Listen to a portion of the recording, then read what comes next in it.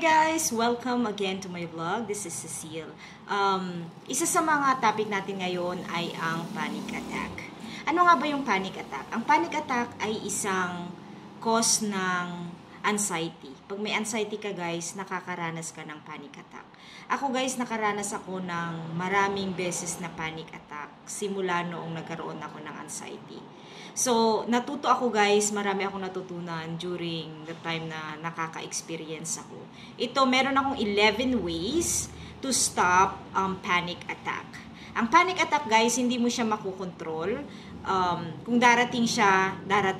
Pwede siyang dumating anytime, kahit bagong gising ka, kahit nakapagpahinga ka, kahit nasaan ka, pwede siyang aatake. Kaya, ito guys, ang paraan na ginawa ko. I hope na makatulong to sa inyo. Meron tayong 11 ways to stop panic attack. Unang paraan ay, remember that it will pass. Ibig sabihin, matatapos siya. Maybe for few seconds or few moment, even an hour. So, isipin mo na pag nagkaroon ka ng panic attack, remember na lilipas siya. Don't forget, lilipas siya. So, wag kang, imbis na matakot ka, tulungan mo yung sarili mo. Alam ko mahirap guys sabihin to during the time na nagkakaroon ka ng panic attack, but I'm giving you some advices na nakaranas mismo ako ng anxiety, na nakaranas ng maraming beses na panic attack. Next, the second one is, take a deep breath.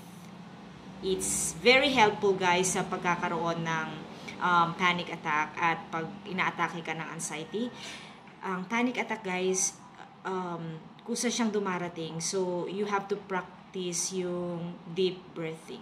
Meron siyang guys, may mga paraan kung paano huminga ka ng malalim, ulitin mo siya 3 beses, rest, and then do it again.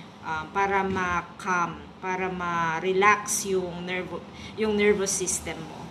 Anyways, pang-tatlo yung smell some lavender. Sa akin guys, ginagamit ko yung mga lavender or mint.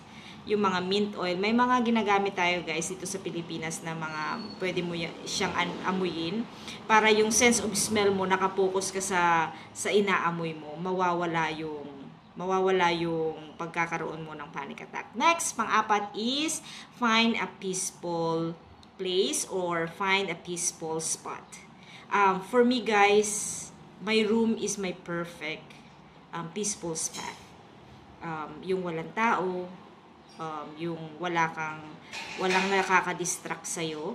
So, find a place na komportable ka para ma-relax ka, mabawasan yung panic attack mo during the time na umaatake.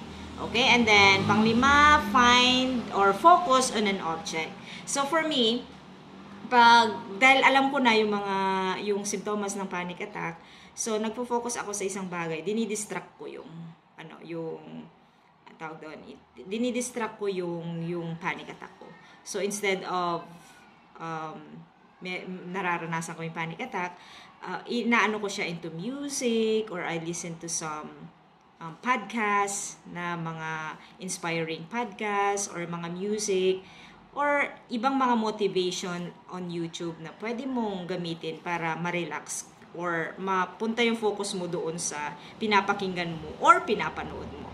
Next, pang-6 is go for a walk or do some light exercise. So, pag nagpa-panic attack ka, kung medyo umu-okay ka na ng konti, pwede kang maglakad.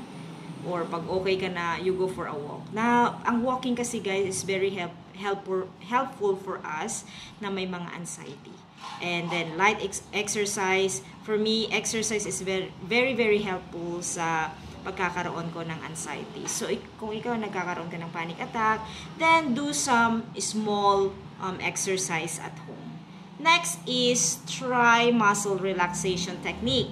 Okay, may mga ways you can massage your body.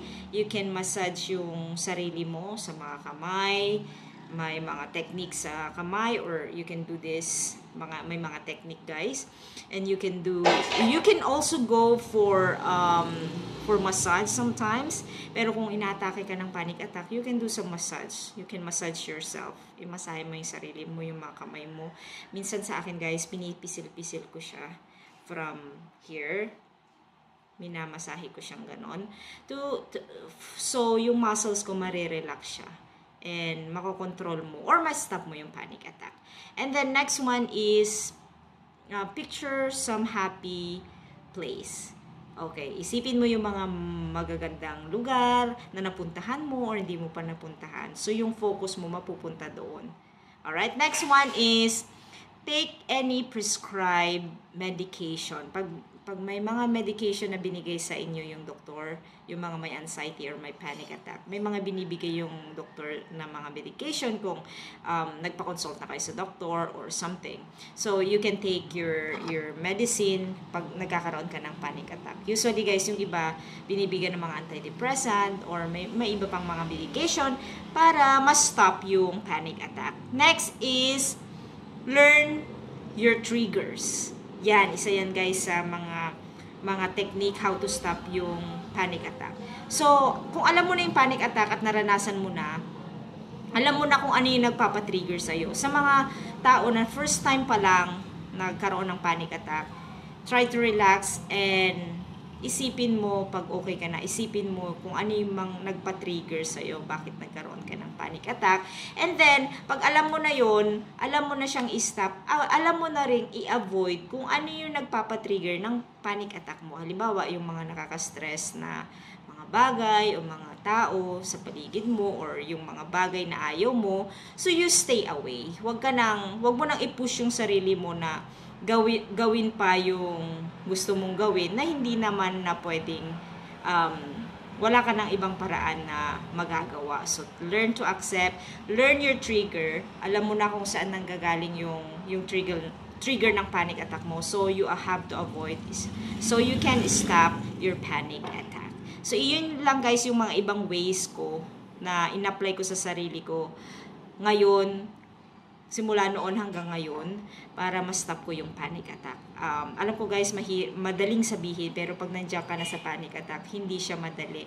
Alam ko guys, but for us who have anxiety and panic attack, we also have to have a knowledge sa sarili natin para hindi tayo gaanong mahirapan during panic attack and habang nasa anxiety period pa lang tayo. Alright guys, this is a small video for you and I hope you learned something and sana maging okay kayo, maging okay tayo and just pray also every night, every day. So, God will help us and you will be okay, magiging okay din kayo, magiging okay din tayong lahat. Okay? And I hope to see you guys on my next video. Bye!